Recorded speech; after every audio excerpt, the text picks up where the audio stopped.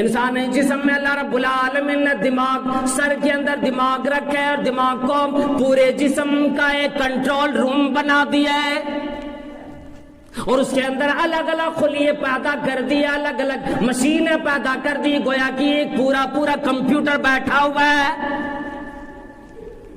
پورا جسم کا کام کرتا ہے۔ آپ کہتے ہو دل سے کام ہوتا ہے، نہیں، عقل اور دماغ سے کام لیتا ہے انسان، دل سے تو سوال کرتا ہے یہ کام کروں یا نہ کروں۔ اس لیے اللہ رب العالمین نے فرمایا کہ میں اس کے دل پہ مہر لگاتا ہوں، عقل پہ نہیں لگاتا۔ اس لیے کہ دل اگر بہتر رہے گا، مشورہ بھی اپنے کنٹرول روم میں صحیح طریقے سے واپس کرے گا، دے گا۔ اگر دل بگڑ جائے، اذا صلحت صلح الجسد کلہ واذا فسدت فسد الجسد کلہ۔ جسم کے اندر ایک لوتھڑا، ایک ٹکڑا اللہ رب العالمین نے رکھ دیے، اگر وہ ٹکڑا ٹھیک ہے، سارا جسم، سارا اعضا ٹھیک کام کرے گا، آنکھ بھی ٹھیک کام کرے گی، اعضاء و جوارح بھی ٹھیک کام کریں گے، زبان بھی ٹھیک بولا کرے گی، دماغ بھی صحیح کام کرے گا۔ اگر وہ اعضاء بگڑ جائے، اگر وہ ٹکڑا، وہ لوتھڑا بگڑ جائے، سارا جسم بگڑ جاتا ہے، پھر اچھا کام کوئی نہیں کرتا۔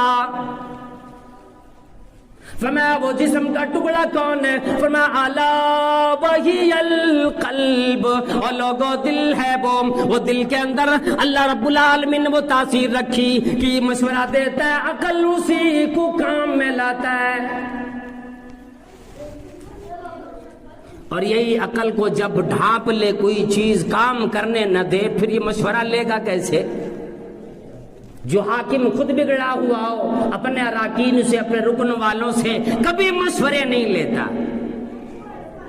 دونوں کو ٹھیک رہنا بڑی ضروری ہے۔ عقل بھی ٹھیک ہے، اگر اس کا دل بھی ٹھیک ہے، سارا کام ٹھیک بنے گا۔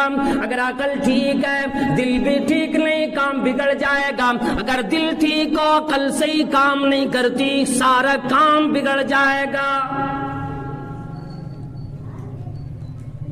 اور اسی لیے شیطانوں کا حملہ دل پہ ہوتا ہے، پھر عقل پہ ہوتا ہے۔ یہ خمر، یہ شراب عقل کو ڈھانپ لیتی ہے، اور جو آدمی شراب کا رسیا ہو جاتا ہے، جو آدمی شراب پیتے رہتا ہے، دارو پیتا ہے، بیئر پیتا ہے، اور نہ جانے کتنے ناموں سے اس کو موسوم کر کے وہ شے اپنے گھروں میں لا کر استعمال کرتا ہے ہماری معاشرے کے اندر۔ ایک آدمی اپنے شب زفاف میں شراب لے کر آتا ہے، نئی نویلی دلہن کے پاس جاتا، شراب پی کر جاتا، بیہودہ کو شرم تک نہیں آتی، اور وہ نہ جانے کیا کیا شراب پینے کی بات بکتا ہے، کیا کیا کہتا ہے۔ جو طریقے نبی علیہ السلام نے بتلایا کہ پہلی رات جب آپ دلہن سے ملاقات کرو، کون کون سے سنت طریقے ہیں وہ نہ اپنا کر یہ شراب کا رسیہ بنتا ہے۔ اور اس سے پہلے جب اس کا ولیمہ ہونے جاتا ہے، لوگ کھانے کے لیے آتے ہیں، الگ الگ یہ ڈھانچے میں لوگ آتے ہیں، اور الگ الگ جانتے ہو ہر آدمی کے پاس موبائل ہے، کیمرے لیتا ہے، میاں بیوی کھڑے ہو کر شرم نہیں آتی، اپنے بیوی کو سامنے کھڑا کر کے دوسروں سے فوٹو لواتا ہے۔ یا عقل ماری جاتی۔ جو آدمی شراب کا رسیہ ہوتا ہے، آپ اس کو دیکھیں گے، شراب کی لت جسے لگ جاتی ہے، شراب پینے کے بعد عقل کے کئی خلیے ایسے ہوتے جو مر جاتے، کام کرنا بند کر دیتے، یعنی وہ عقل سے کام لینا چھوڑ دیتے، عقل کا ساتھ دینا، دماغ کا ساتھ دینا چھوڑ دیتے۔ پھر وہ آدمی جب شراب کے نشے سے افاقہ پاتا ہے، شراب کی نشہ جب ٹوٹتی ہے، پھر وہ خلیے، وہ مادے، وہ جسم کی رگیں جو پہلے مر چکی، بیٹھ چکی، شراب پینے کی وجہ سے دوبارہ بیدار نہ ہوتی، پھر وہ آدمی اچھا کام کر نہیں پاتا، اس کی عقل پھر اچھا کام کرتی ہی نہیں ہے، وہ مردے ہو جاتے۔ اور شراب پینے والا وہ مدمنھا، اس پر مداومت کرنے والا، اس کا رسیہ بن جانے والا جو شراب مسلسل پیتا ہو، ولم یتب، اور وہ توبہ بھی نہ کرے اور مر جائے، اللہ کے نبی صلی اللہ تعالی علیہ وسلم نے فرمایا کہ شراب پینے والا بغیر توبہ کے مرے کل قیامت کی دن جنت کا ایک بھی قطرہ نہ ملے گا. جنت کے قطرے، جنت کی وہ تمام پینے کی اشیاء اس آدمی پہ حرام کر دی جائے گی. جو آدمی شراب پیتا ہے اور جو آدمی شراب پیتے پیتے مر جاتا ہے، نبی علیہ الصلوۃ والسلام نے فرمایا کہ وہ آدمی گویا کہ کعابد الوثن، اللہ رب العالمین سے جب یہ ملاقات کرے گا تو ان لوگوں کے زمرے میں یہ کھڑا ہوگا جہاں پر کفار اور مشرکین کی جماعت لگی ہوگی. مسلمانوں کی صف نہیں ملے گی. بیک وقت یہ آدمی چاہتا ہے میں مسلمان بھی رہوں، یہودی بھی رہوں، نصارہ بھی رہوں. بیک وقت لوگ مجھے مسلمانوں کی نام سے بھی موسوم کرے، مسلمانوں کی نام سے بھی پکارے، اور کام میرا یہودیوں والا، نصرانیوں والا، غیر مسلموں والا، مشرکین والا، کفار والا، منافقین والا، تمام کذابوں والا کام ہو. اور یہ آدمی سوچتا ہے سارا کام بھی ہو، میں مسلمان بھی رہوں. کسی شاعر نے کیا خوب کہہ دیا کہ وضع میں تم ہو نصارا تو تمدن میں غنود، اور یہ مسلمان ہے جنہیں دیکھ کر شرمائے یہود.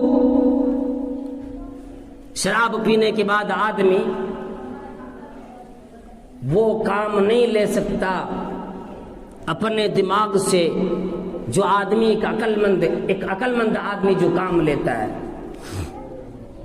وہ آدمی اپنی ماں کو بھی صحیح سی پہچانتا نہیں، اس کے سامنے کون سی بات کرنی ہے کون سی نہیں یہ اسے پتا نہیں. بیوی میں بیٹی میں بھی فرق کرنا بھول جاتا ہے، بھائی بھائی میں فرق کرنا بھول جاتا ہے، ماحول معاشرے کے طریقے کو بھول بیٹھتا ہے. ساری چیزوں سے وہ آدمی اپنے آپ کو محروم کر لیتا ہے. ایک شرابی آدمی